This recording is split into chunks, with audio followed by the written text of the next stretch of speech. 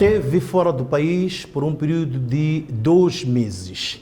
É a partir do exterior que mais se notabilizou ao convocar manifestações em protesto contra os resultados eleitorais. Saudações, caro telespectador. O nosso convidado hoje é o engenheiro Venâncio Mondlane.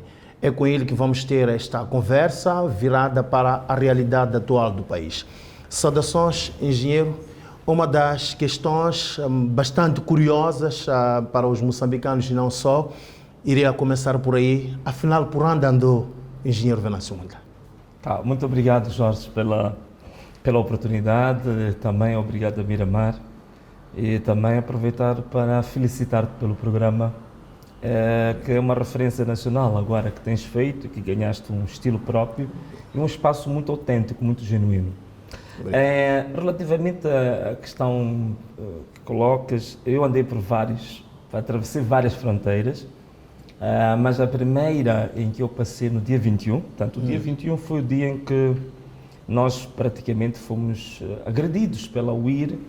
Eu estava dando uma entrevista a órgãos de comunicação social nacional e estrangeiros e que foram lançadas bombas de gás lacrimogéneo justamente para jornalistas e mesmo para o meu próprio corpo apanhei. E esse dia também tínhamos vários atiradores montados em vários pontos e que eu tive informação privilegiada, mesmo dos serviços de segurança, que eu devia o mais rápido possível sair do país.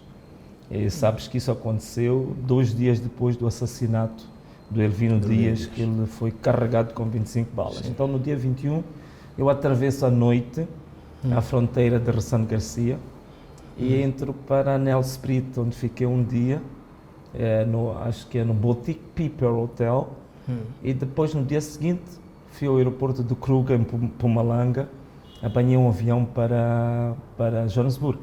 Em Johannesburg fiquei no primeiro condomínio em Sandton, depois fui para um segundo condomínio que é o Polo Fields, e aí sofri mais um atentado, portanto fui obrigado a sair do Polo Fields e nessa altura eu estava em cooperação com a Rede de Direitos Humanos da África Austral, cujo presidente é o nosso irmão, o professor Novunga, mas devido aos atentados que estava a sofrer e a situação muito caótica, tive que arranjar outras formas independentes de garantir a minha própria segurança. Então fui para um espaço que eu não posso aqui dizer, porque ainda posso vir a precisar no futuro, onde fiquei praticamente 1 semana e meia. E depois disso tive que partir, porque já estava sendo procurado de novo, depois do primeiro atentado. Então fui à Alemanha, numa cidade chamada Düsseldorf, onde fiquei por cerca de 1 semana e meia, 2 semanas. Depois disso fui para Dubai. De Dubai saí, fui para Oman. Do Oman saí, fui para Abu Dhabi. E da Abu Dhabi voltei a entrar em África. E passei pela Nigéria, passei por mais um país africano que eu não posso dizer porque pediram-me descrição. E onde curiosamente acabei incubando uma malária. E depois saio da África, volto ao Médio Oriente, vou para o Catar.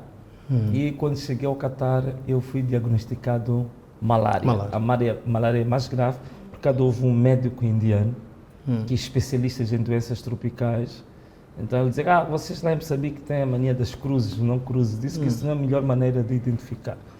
Ele dizia que havia 3 tipos de malária, e a malária mais complicada, ele dizia que chamava-se Plasmodium falciparum.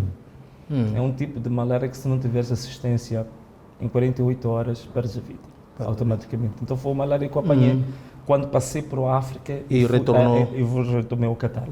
Então estive internado durante 2 dias.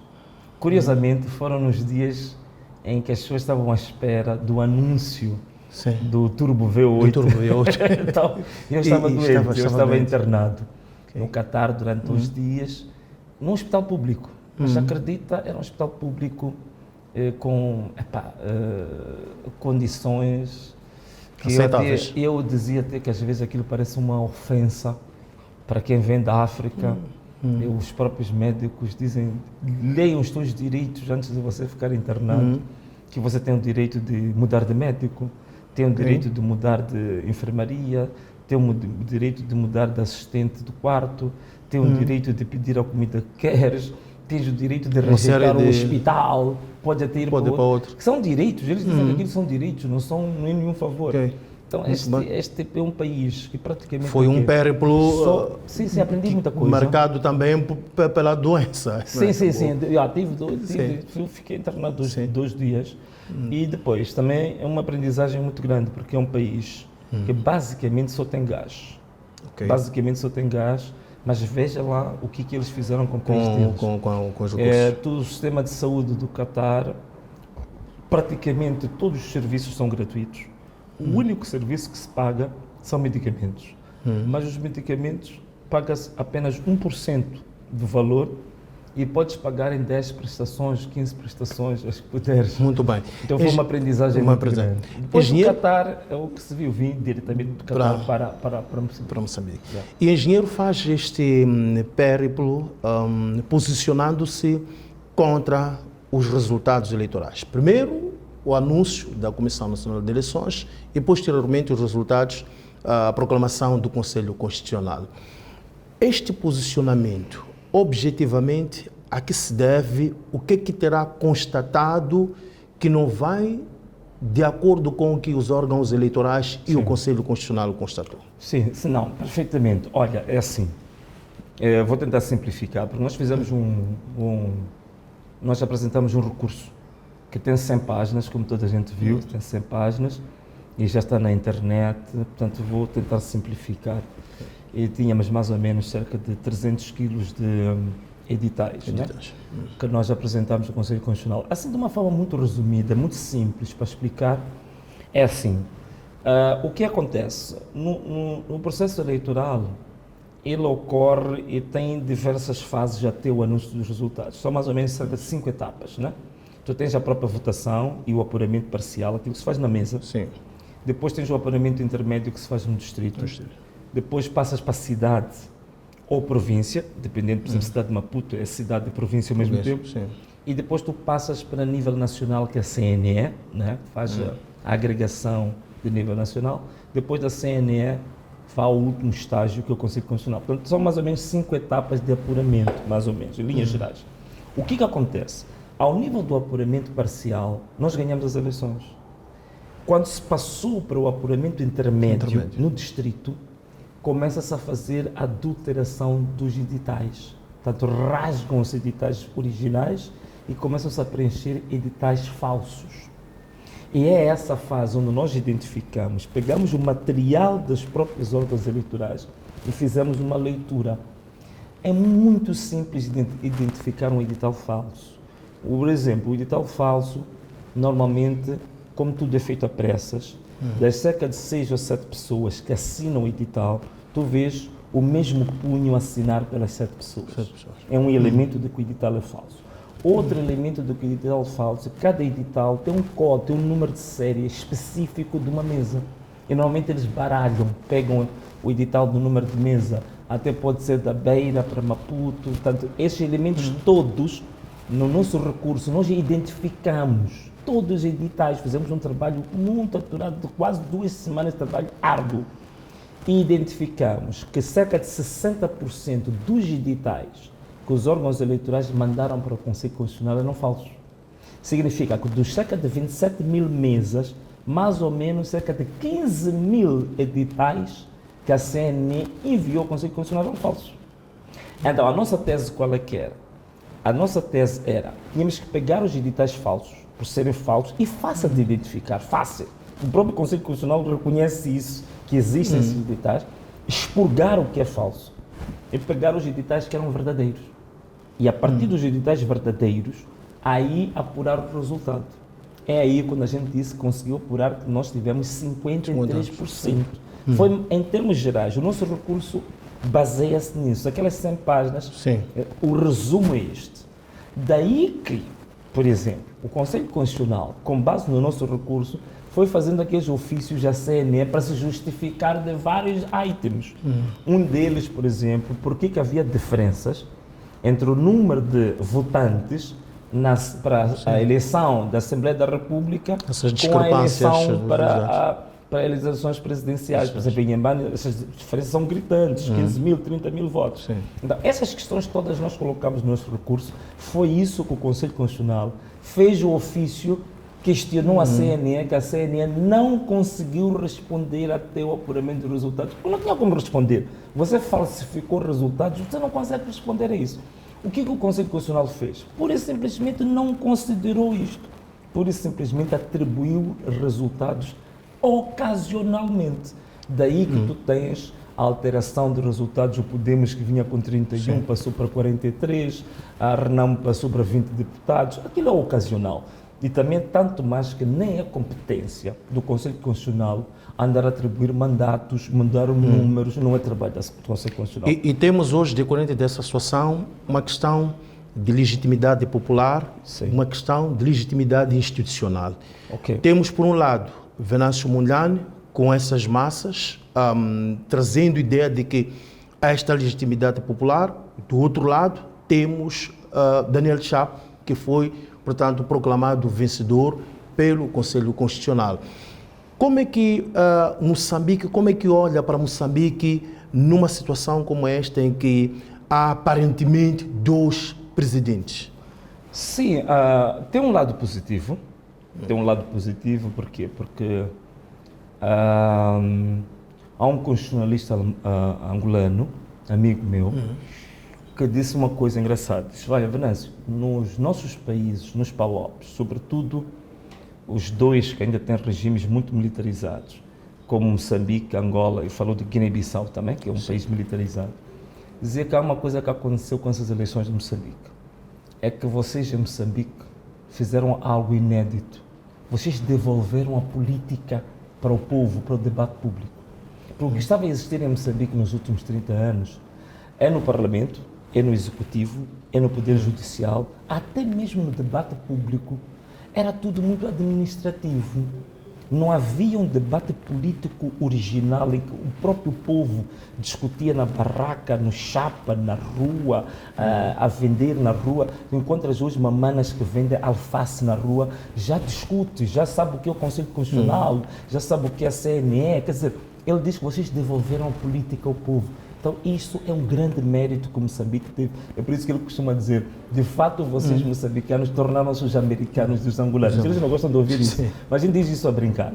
E, tanto, este primeiro ponto significa que, tendo estes dois, esta bipolaridade, significa que você, no mínimo, do ponto de vista democrático, do debate político, da cultura democrática, isto é um avanço. Pelo menos isso é positivo, porque há o debate que é criado a nível nacional. Este é o primeiro ponto. Claro que depois há outros aspectos legais, né? Conflituosos, né? Mas eu até por cá trago aqui a Constituição, porque eu vejo muita gente a escrever, a dizer que não, esta coisa deste governo paralelo, ou aquilo que a gente chama de governo do povo, é ilegal, é contra a Constituição. Não, não é verdade. É uma pura mentira. Não existe ilegalidade nenhuma, porque a própria Constituição, ela prevê o chamado pluralismo jurídico. E como é que pensa materializar este governo, diríamos, paralelo, governo sombra? Não. Que modelo seria? Não, mas o modelo está aí. Quer dizer, até para dizer a verdade, não é uma coisa nova, né? Não é uma coisa nova, é uma daquelas coisas que nós não inventamos a roda. Por exemplo, em Portugal já funcionou quase 10 anos. A Inglaterra é um dos melhores exemplos do mundo. Aqui em Moçambique já houve um governo sombra, não muito bem sucedido, mas o Afonso Dhlakama tentou instituir isso. O presidente Yusuf Mahamat anunciou, mas depois não avançou com isso. Portanto, não é uma coisa tão nova, tão problemática. Portanto, isso é normal em qualquer democracia moderna. O único problema dos governos sombras é esse tal governo sombra não conseguir resistir ao tempo. Mas ele não tem um problema de legalidade. Não existe um problema de legalidade. A única coisa que a Constituição coloca como limites ao tal chamado pluralismo jurídico, é apenas respeitar os limites da democracia, da própria Constituição. Quer dizer, desde que tu não firas a Constituição, não firas as leis, não colocas em causa direitos de outrem, tu podes fazer a organização que queres, chamar o governo número 1 de Maputo, o governo número 1 de Gaza. Isso é normal, isso não ofende a ninguém, não há problemas legais absolutamente nenhum. Como operacionalizar, que é a sua pergunta, como concretizar? Não, concretizar é simples, logicamente que nós sabemos que há um poder que foi instituído pelos órgãos de direito, né? Pelos órgãos de direito, portanto nós temos consciência disso, e não vamos estar aí em pancadaria com o Conselho Constitucional, nem querer agora dar ordens ao Exército, nem nada disso, mas o que nós vamos fazer é apresentar alternativas sobre políticas governativas. Por exemplo, agora, nesta primeira fase. Com essas medidas que... Por exemplo, aí está. O governo, que é dito que é o governo formal, que é o governo indicado pelo Conselho Constitucional, há uma coisa que não fez até hoje, passado quase 10 dias de que tomou posse. Num país em que praticamente a crise não é só uma crise pós-eleitoral, tu tens várias crises no país. Nós estamos numa crise económica, estamos numa crise financeira, estamos numa crise social, portanto, isso toda a gente sabe, não é novidade para ninguém. Significa que um país, quando está numa situação de crise como a nossa, do ponto de vista económico, social, financeiro, tu tens que, nos primeiros 3 meses, é o que se faz normalmente a nível do mundo, os tais chamadas as medidas ou as políticas de curto prazo, dos primeiros 3 meses, 6 meses, que é para implementar medidas daquilo que chama-se de efeito paliativo. Quer dizer, aquelas é uma espécie de um penso rápido. Portanto, tens uma ferida que está a jorrar sangue. Primeira coisa que tu tens de fazer é tapar a ferida. Depois de tapar a ferida, podes depois fazer um raio-x, depois podes fazer um diagnóstico mais pormenorizado, vais fazer um tratamento mais prolongado. Mas a primeira medida é estancar o sangue. Então, é o que estas chamadas medidas de curtíssimo prazo ou dos 100 dias. Isso todos os governos fazem. Infelizmente, este governo que se instituiu, não conseguiu apresentar estas medidas para o tal penso rápido, essas medidas paliativas. Até hoje não apresentou. Então, é aí onde surge a alternativa do governo sombra. Então, nós apresentamos, identificamos as questões fundamentais que o país tem, tanto em medidas económicas, tanto em medidas sociais, e uma coisa muito importante, a questão de segurança, que é gravíssimo em Moçambique, muito grave a questão de segurança, a questão da violação de direitos humanos. Portanto, neste momento, como sabes, Matavel, é a primeira vez que Moçambique tem 3, penso que se não estou enganado, portanto foi a plataforma Decide, a geração 8 de março, e nós também temos 3 denúncias no Tribunal Penal Internacional contra dirigentes de Moçambique, por violação de direitos humanos. Portanto, significa que é um momento único na história de Moçambique. Tens problemas de segurança único. Então, tens de ter medidas em matéria de segurança. O que tu vais fazer para garantir segurança à população em 3 meses? É preciso ter uma resposta. Tu tens agora um problema da crise, por exemplo, no setor da educação. Vai avançar o ano letivo agora. Vemos com um precedente de problemas. Erros nos livros, a corrupção que aconteceu com o livro escolar, tens o problema também dos desvios que houve, dos FOBAIFOs que era para ir ao terreno, depois foram usados nas campanhas. Tu vês uma série de problemas. Significa uma área prioritária. O que tu tens a apresentar para minorar ou pelo menos amainar os problemas graves que a educação tem? Estamos a sair da época chuvosa. Tens os rios todos, os leitos dos rios a transbordar. Tens as pontes, os diques a serem rebentados. Quais são as medidas que tu tens para isso? Portanto, nem tens ministro das obras públicas, não tens ministro da educação, tens problemas sérios nessas áreas. Então, não houve medidas absolutamente nenhumas. O que nós fizemos? Elaboramos, na nossa perspectiva, aquilo que nós acreditamos que pode, nos próximos 3 meses, minorar o sofrimento das pessoas. São então, medidas de cumprimento obrigatório? São medidas de cumprimento obrigatório no sentido de que... Como é que nós traçamos aquelas medidas? Foi uma coisa muito simples. Nós, na nossa página, a gente fez um inquérito durante uma semana e perguntávamos às pessoas quais são as prioridades que têm. Por exemplo, as portagens. Uma coisa engraçada, nós pusemos uma pergunta ali, quando terminou aquela primeira fase. Quem quer pagar portagem, quem não quer? E justifica. Epá, das cerca de 250 mil pessoas que enviaram mensagens para nós, 95% diz que não quer pagar a portagem. E alguns justificavam bem. Há portagens que são ilegais. Eu já fiz uma reportagem sobre isso, a reportagem de Maputo. E já expliquei que aquela portagem é ilegal. Mesmo do ponto de vista financeiro, aquilo que eles estão a fazer é um roubo, aquilo não deve continuar. E há uma série de portagens que a gente tem ao longo do país, que muitas delas não têm legalidade nenhuma. São portagens que foram inventadas para pequenos grupos tirarem proveito, encher os seus bolsos.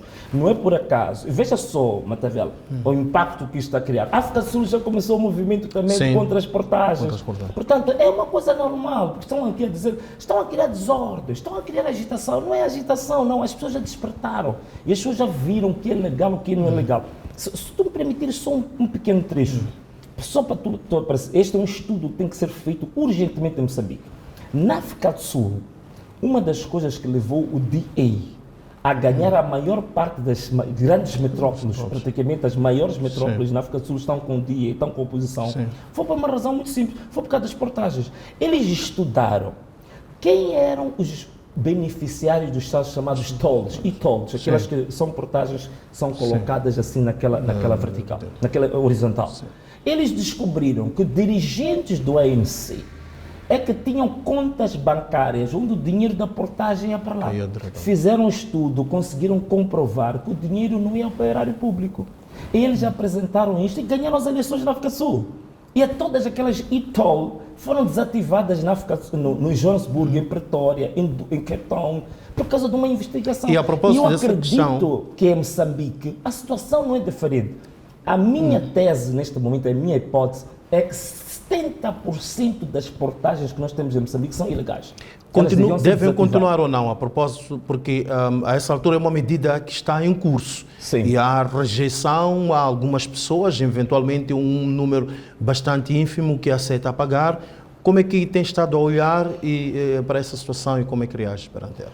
Sim, eu acho que as pessoas têm todo o direito. Olha, a Constituição diz que a soberania reside no povo. Se a soberania reside no povo, então, em termos práticos, como é que nós traduzimos isso da soberania residir no povo? Se o povo rejeitou uma medida, mesmo que ela economicamente seja inviável, mas em respeito aos valores mais altos de uma nação refletidos na Constituição, não temos outra hipótese senão aceitar fazer isso. Eu vou dar outro exemplo muito simples para perceber o que é isto aqui, Matabel. Em 2014, né, muita gente pensa que o Venâncio é este que começa hoje. Eu tenho batalhas como ativista social há mais de 25 anos que eu ando nessas lutas. Em 2014, há um campo de futebol, certamente tu conheces, eu sei que gostas de futebol. Há um campo chamado Campo do Zichacha, que está ali próximo da famosa do vulcano, onde a gente dizia vulcano. Há um campo ali que é mais velho do que nós. Aquele campo tem no mínimo 65 a 70 anos. Já no tempo colonial faziam-se grandes campeonatos ali. Em 2014, o município de Maputo decidiu vender aquele campo a uma empresa que produz adubos. A empresa comprou o campo e já estava fazendo escavações.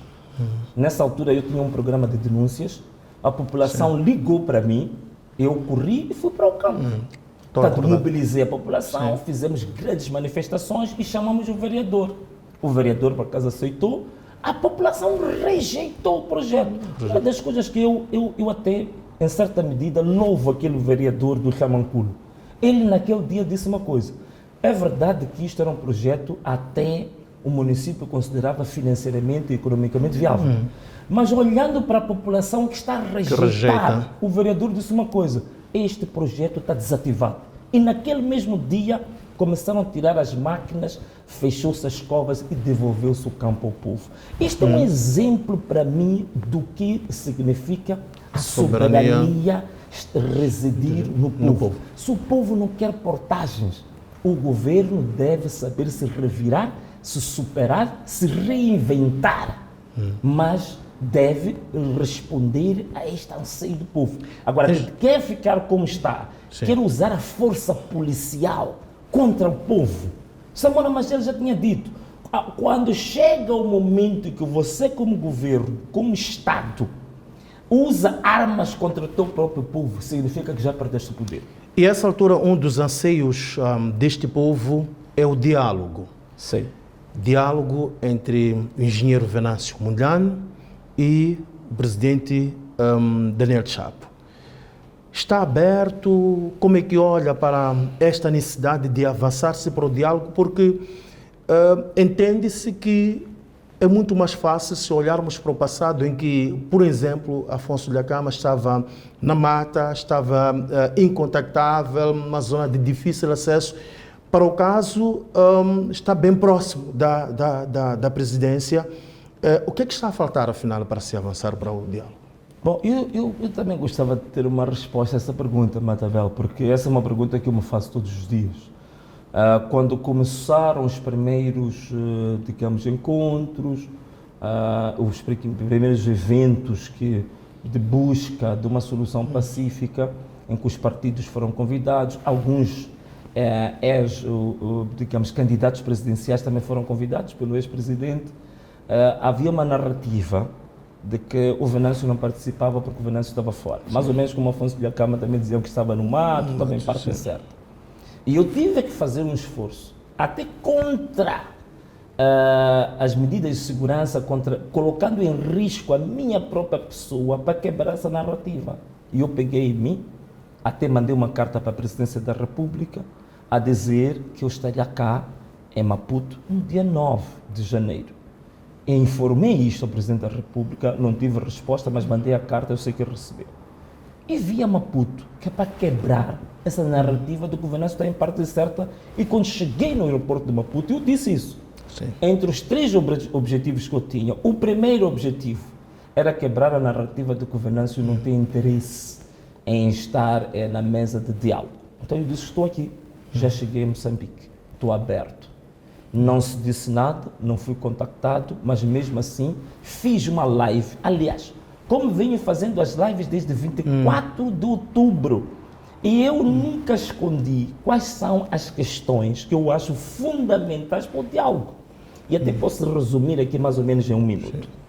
O que acontece, Matavel, é que durante 30 anos, todas as crises pós-eleitorais ou das hostilidades militares que nós tivemos foram resolvidas com um paradigma de partilha de lugares nos órgãos colegiais. Sim. Este foi o modelo que foi usado. Portanto, distribuíam-se os lugares no Parlamento, depois tem os outros órgãos, o Conselho Superior da Magistratura Judicial, da Comunicação Social, blá, blá, blá. Estes órgãos todos, então, distribuíam-se os lugares. A única reforma que se fazia, eu ouvi agora o presidente Matai Reza falar de reformas. Sim. A única reforma que existia e que até hoje vai-se repetir o mesmo modelo, não era bem reforma do Estado, mas era revisão do pacote eleitoral. Coisa curiosa, o que se revia no pacote eleitoral? Só se revia a composição dos órgãos no STAI e na CNE. Logo, ao longo de 30 anos, a única coisa que se discutia é como partilhar lugares, benefícios, benesses, privilégios entre a classe política. Era acordos de políticos para políticos. Excluindo o povo. O povo não conhece. Eu fiz um desafio, eu disse que pegue-me todos os acordos desde 1994 até hoje. Indique uma única medida econômica, social, que tenha tido impacto na vida das pessoas. Ninguém consegue me mostrar isto. Então, as pessoas olhavam para aqueles acordos como acordos da elite, porque não diziam nada ao povo. Eu disse, tudo isto é importante, eu não estou contra isto. Mas eu acho que vamos fazer história no Moçambique. Vamos quebrar, arranjar um outro modelo, que não é um modelo apenas de verificar a composição de órgãos, mas também levarmos algumas medidas de curto e médio prazo que tenham impacto direto na vida das pessoas, no bem-estar das pessoas. Daí que eu fui buscar algumas medidas, por exemplo, aquela questão da revitalização da atividade econômica dos pequenos e médios empresários que sofreram. Falei daquela linha dos 500 milhões de dólares, Sim. que é para revitalizar, recapitalizar estes empresários. Outra medida que eu falei é de cerca de 600 milhões de dólares, que é para os pequenos e médios negócios, para mulheres e para jovens, né? Isso resolve o problema do emprego, por aí fora. Portanto, estou a falar de medidas económicas. Também há uma outra que eu agora não pus, que era da construção de 3 milhões de casas em 5 anos.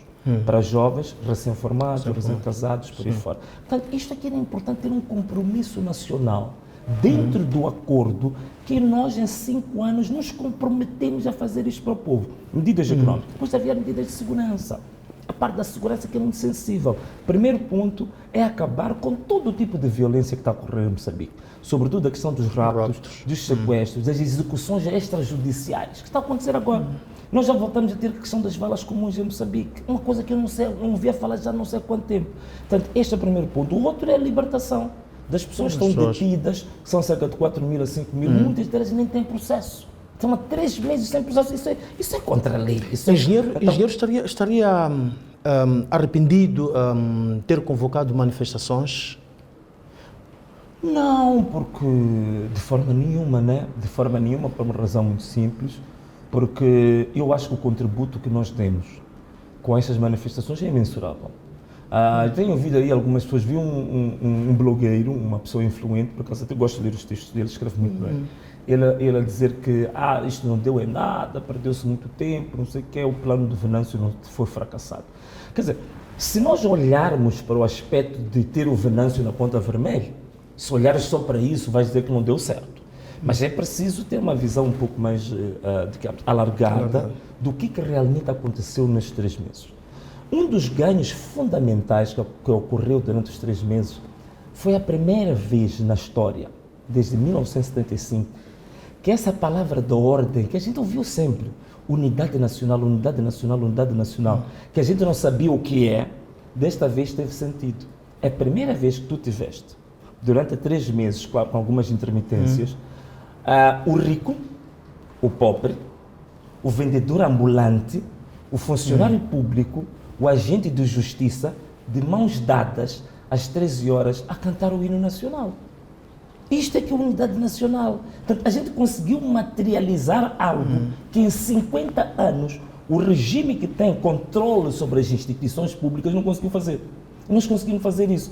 Você até dizia assim, é a primeira vez, eu não recordo que alguém postou uma coisa engraçada, diz que é a primeira vez que eu vejo um Vitz de Dubai ao lado de um Supercharge ou um Range Rover, os dois ao mesmo tempo a buzinarem às 12 horas pela mesma causa. Portanto, esta coisa da unidade nacional foi a primeira vez que aconteceu em Moçambique.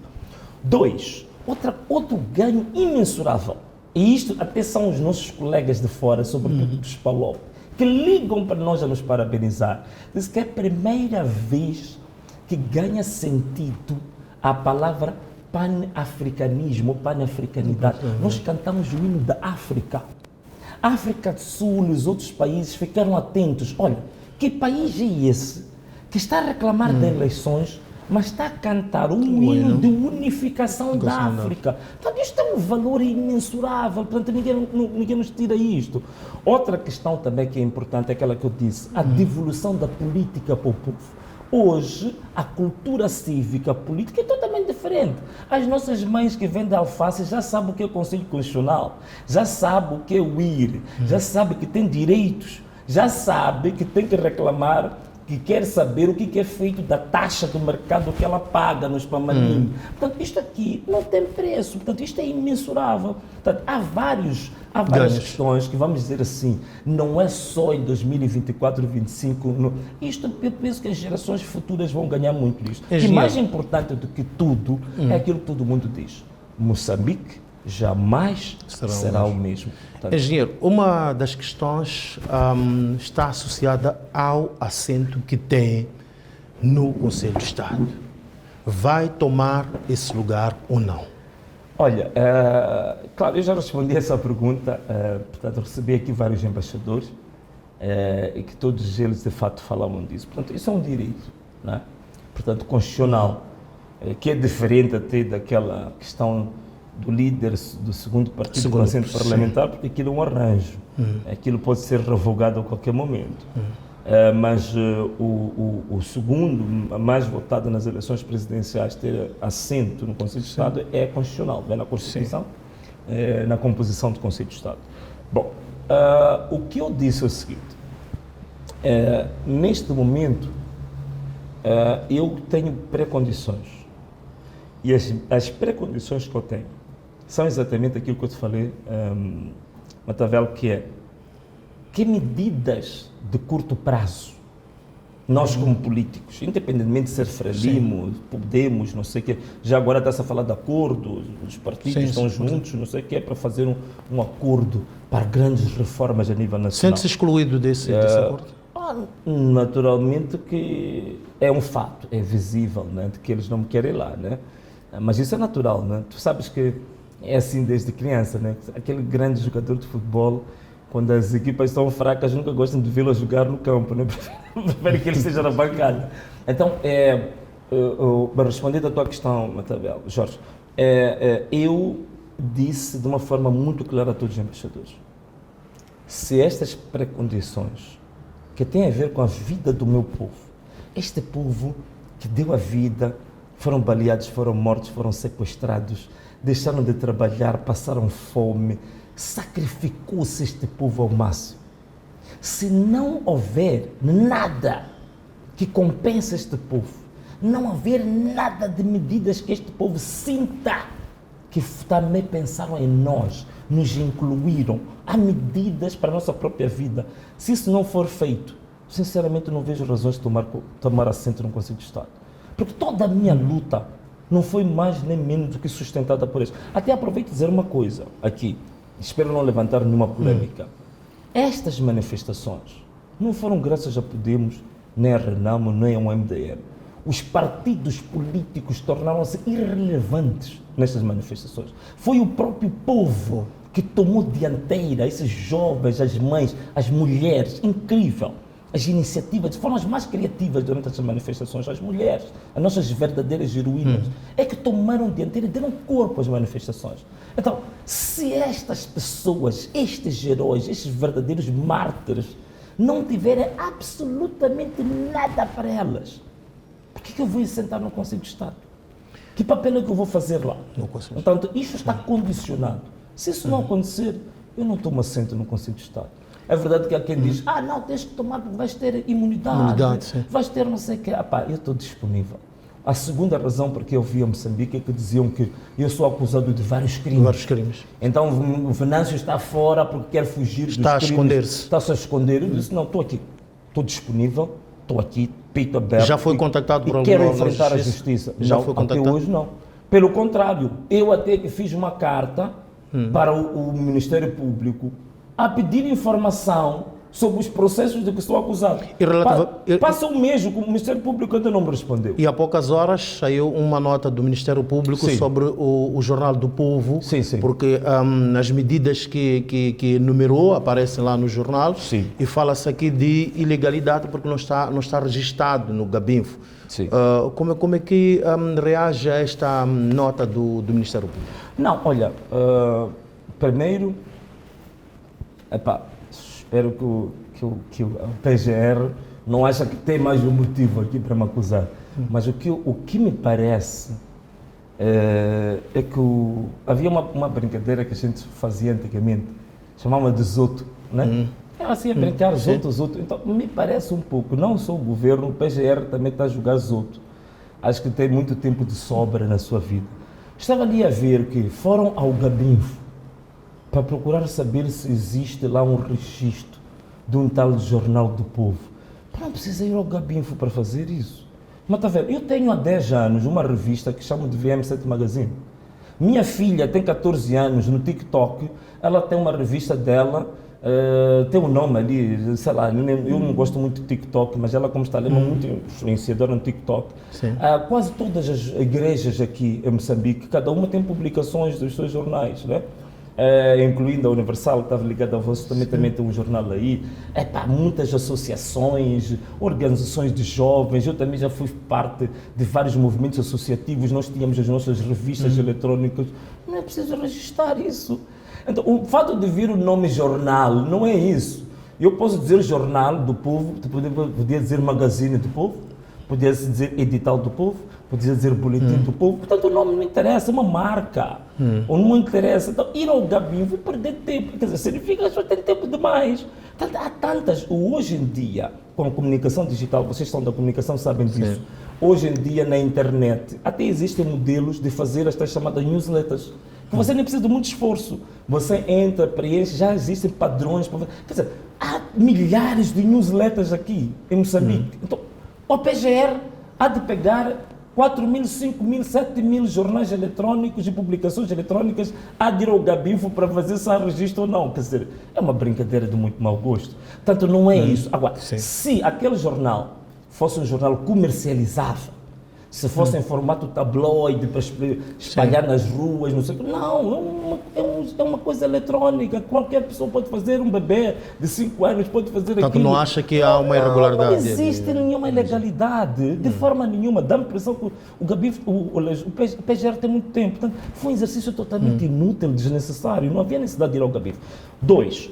Em relação a medidas, né? Se eu indico medidas ou não, eles fazem menção que o artigo 157 da Constituição da República que diz quais são os atos do Presidente da República. Sim, são os atos do Presidente da República. E que depois são publicados no Boletim da República. Mas eu não publiquei nada no Boletim da República. Eu publiquei no Jornal do Povo, dentro da minha liberdade de expressão, como podia publicar no Boletim do Povo. Portanto, isso é a liberdade de cada um. Matavel, tu sabes muito bem hoje, ainda vocês são da televisão, quantos grupos andam aí no Facebook, até usam o nome da Miramar. Grupo Miramar 1, Grupo Miramar 2. Isso aí é liberdade de expressão dentro da comunicação digital. Vocês nunca vão levar para o tribunal, porque alguém usou o nome da Miramar para criar um grupo de Facebook. Portanto, não tem absolutamente nada a ver. Se alguém criar ali Conselho de Ministros da Machaquene, você não vai ir prender os jovens porque disseram que são Conselho de Ministros da Machaquene, como dentro da sua liberdade. Portanto, duas questões incontornáveis, engenheiro, mesmo já a terminar a nossa conversa. A questão da sua relação com o Partido Podemos e com o Partido Renamo. Queria começar com o Podemos, porque aparentemente as relações não gozam de um bom ambiente. E também, na sequência, gostaria que nos falasse sobre a possibilidade que tem sido avançada. Há rumores que indicam que podem estar a haver contactos com a Renamo para um eventual retorno, sob a condição de assumir a presidência da Renamo para as próximas eleições. Há alguns comentários a respeito. Olha, em relação ao Podemos, eu fiz o melhor de mim, que era para evitar o clima de crispação que existia, até não propriamente com Podemos, mas com o líder do Podemos, o presidente do Podemos, porque nós tivemos 3 ou 4 episódios muito graves. No dia 9 de outubro, ocorreram as eleições autárquicas, eleições gerais e das Assembleias Provinciais de Moçambique. Em menos de uma semana, isto é, no dia 16 de outubro, numa altura em que já tinha iniciado aquele processo do apuramento intermédio, em que estavam a haver falsificação de editais, estamos no período da recolha de informação para prepararmos o nosso recurso para frente. Não estávamos a correr a fazer isso. Foi um período de muito trabalho. Enviava-se muita informação das províncias, nem tínhamos dinheiro suficiente para isso, andámos até a fazer coleta de valores na internet, a pedir ajuda às pessoas, mandem dinheiro para nós, que temos material a vir das províncias, a corrermos de um lado para o outro. Numa altura dessas, o líder do Podemos dá uma entrevista a um podcast aí do famoso aqui em Moçambique, a assumir a dizer que ia assumir a posição do líder da oposição.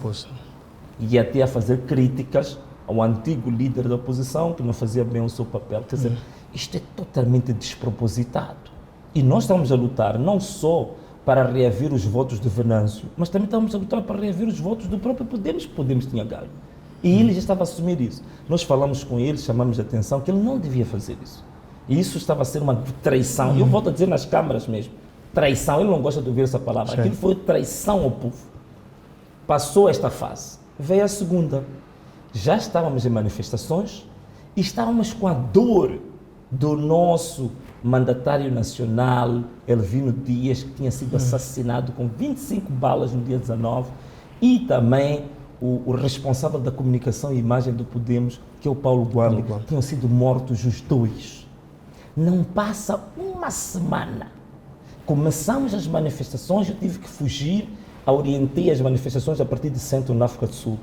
No período que estamos a começar com aquelas manifestações, a repudiar a morte dos nossos colegas, a falsificação dos resultados, o homem não dá nem uma palavra em favor da população que estava sendo baleada, da população que estava nervosa, dos nossos colegas que não haviam processos a andar para o esclarecimento dos assassinatos deles. A única coisa que ele faz é ir com o comandante-geral da polícia para uma conferência de imprensa que ninguém sabe por que razão, e chega lá e a dizer, a contrariar toda a vontade, todo o anúncio que nós fizemos, a dizer que tínhamos que ir trabalhar, que não sei o quê, que o país não pode parar, e depois aos abraços e aos beijinhos com o comandante-geral da polícia, que havia claramente a ideia de que ele era o mandante dos assassinatos que estavam sendo feitos ao povo. Quer dizer, não faz sentido nenhum. Isso chocou a todo mundo. Chamamos a ele e dissemos mais uma vez, estás a fazer é traição ao povo, não podes fazer isso. A última foi exatamente no dia 24 de dezembro, depois do anúncio dos resultados pelo Conselho Constitucional, que ele aparece pura e simplesmente, depois de 300 pessoas mortas, depois de uma falsa invasão de presos na Machava, e que no mesmo dia são executados cerca de 30 a 40 pessoas sem processos, numa altura que Moçambique está nas primeiras páginas dos jornais internacionais por violações graves de direitos humanos contra manifestantes. É a primeira coisa que ele faz, não se solidariza com este povo, de forma nenhuma aparece a dizer que o Podemos vai tomar posse. Eu acho que isto foi a gota d'água. Ali nós dissemos que não, isto não pode ser. É aí que nós reagimos publicamente e dissemos que não, você realmente é traidor. E eu digo perante as câmaras que ele é um verdadeiro traidor. E a partir daí começa o grande vucu-vucu que foi conhecido por aí fora, depois veio o acordo que veio a público, não sei quantos. No dia que eu recebo aqui os 4 partidos, depois do meu regresso, que vinham cá conversar comigo, incluindo o Podemos, procurei uma aproximação, minha iniciativa, falar com eles, olha, queres cumprir o acordo que nós temos ou não queres cumprir? Não, eu quero cumprir, não sei o que e tal. Então nós até criamos um clima, digamos assim, mais ou menos de uma convivência sã. Sim. E nos últimos tempos ele fez uma coisa horrível, né? Agora praticamente rasgou o acordo todo, já está com muita ansiedade de ir sentar naquele lugar, já não quer cumprir com nenhuma cláusula do acordo e definitivamente nós, com o líder, o presidente do Podemos, não temos como de forma nenhuma continuar a manter uma relação cordial com ele, porque de fato... Quando é que vai ser dirimido esse conflito? Em definitivo, ele mostrou-se um traidor completo. E como é que vai ser dirimido o conflito? Sendo que há acordos ali que aparentemente não são de fácil abandono. Ele não está disposto a cumprir nada. Portanto, ele traiu o acordo que tinha conosco, mas isso para nós não é muito significativo, mas ele traiu sobretudo a confiança que o povo depositou no Podemos por via do endosso que o Venâncio deu ao Podemos. De forma nenhuma, o Podemos nunca teria nem sequer um deputado na Assembleia da República, ele sabe disso.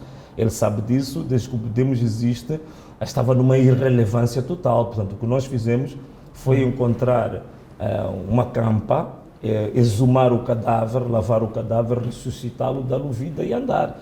Mas depois de ganhar vida e tal, ele acha que a vida veio por si próprio. Não sabem que há alguém que deu fôlego para que esse cadáver pudesse andar. Portanto, neste momento eu digo mesmo de forma clara, direta e nas câmaras e nos olhos que o Albino Forquilha é um verdadeiro traidor da vontade do povo. Isso não há dúvidas em relação a isso. Agora, em relação às outras questões que estava já colocado, em relação ao Renamo, a minha relação com o Renamo foi tensa, não é?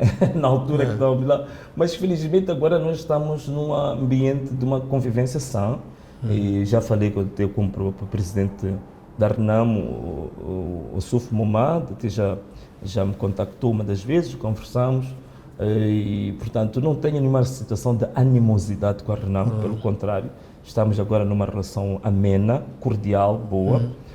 Mas em relação à liderança da Renamo, neste momento não vejo espaço para o fazer.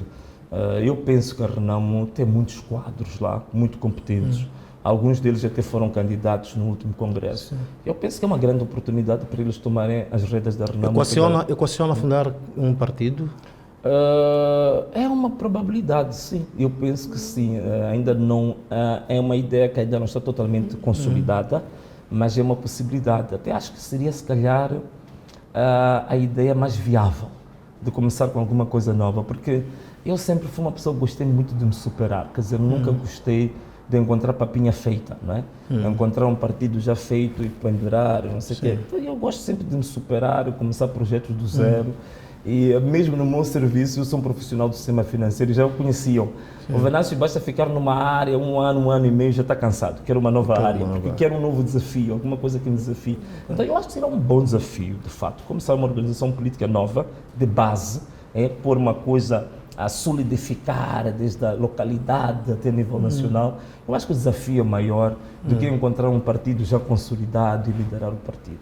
E mesmo para terminar, um registro a essa questão, temos o novo comandante-geral da polícia, Bernardino Rafael, que é um nome com o qual teve algumas situações, já foi a reserva entre João Kessive, uma figura que com ela teve também uma abordagem na província de Sofala. Como é que olha para essas alterações e o que vai acontecer?